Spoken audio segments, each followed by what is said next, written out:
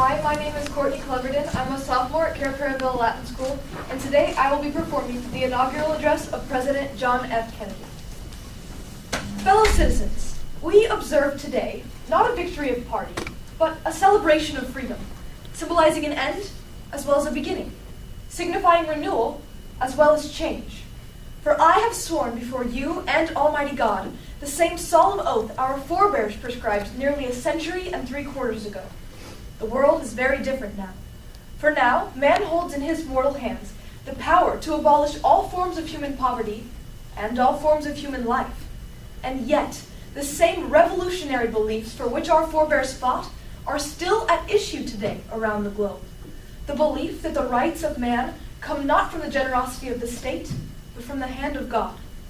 We dare not forget today that we are the heirs of that first revolution.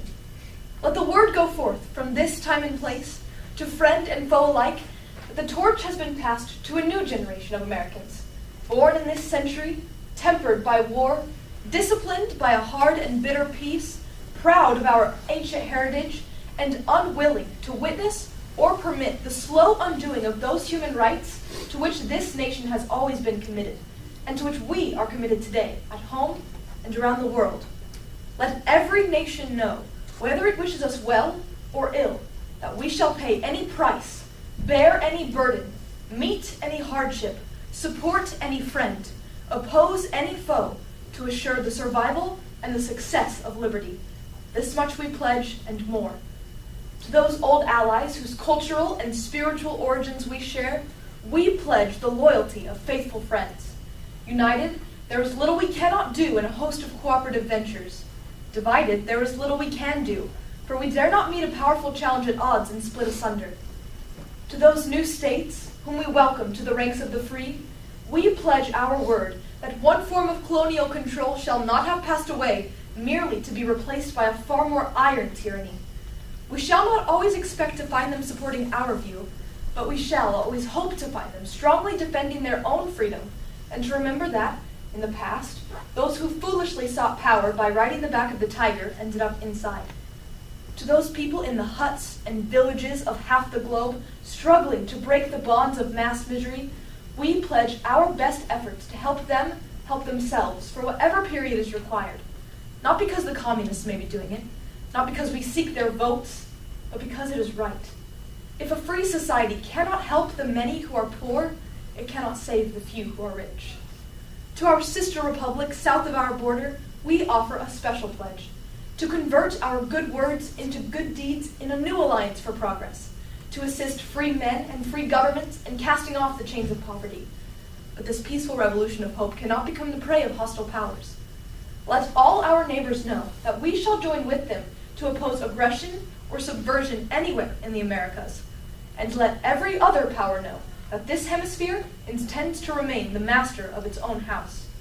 To that World Assembly of Sovereign States, United Nations, our last best hope in an age where the instruments of war have far outpaced the instruments of peace, we renew our pledge of support, to prevent it from becoming merely a forum for invective, to strengthen its shield of the new and the weak, and to enlarge the area in which its writ may run.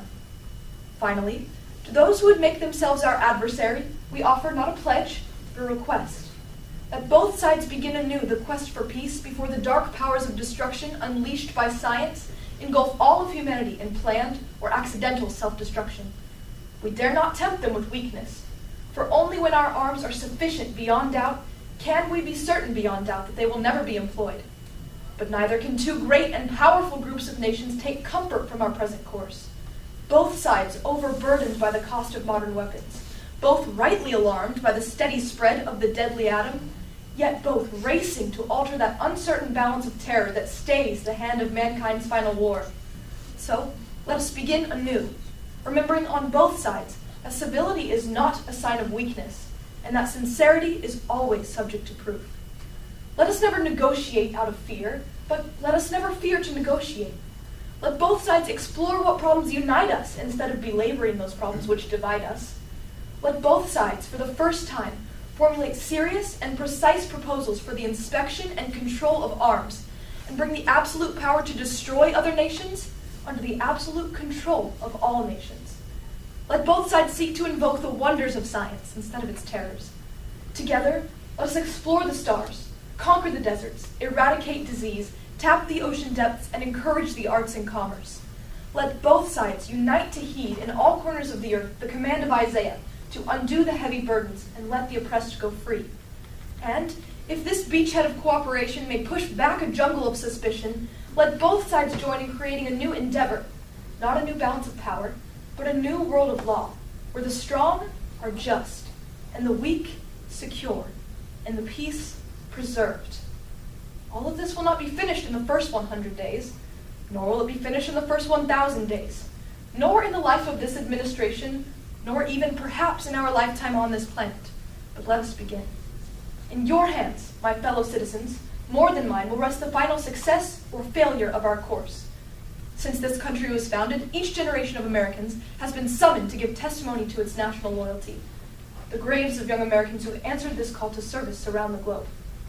Now the trumpet summons us again, not as a call to bear arms, though arms we need, not as a call to battle, though embattled we are, but a call to bear the burden of a long twilight struggle, year in and year out, rejoicing in hope, patient in tribulation, a struggle against the common enemies of man, tyranny, poverty, disease, and war itself.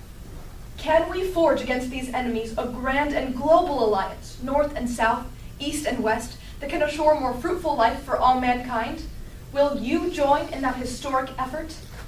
In the long history of the world, only a few generations have been granted the role of defending freedom in its hour of maximum danger. I do not shrink from this responsibility, I welcome it. I do not believe that any of us would exchange places with any other people or any other generation.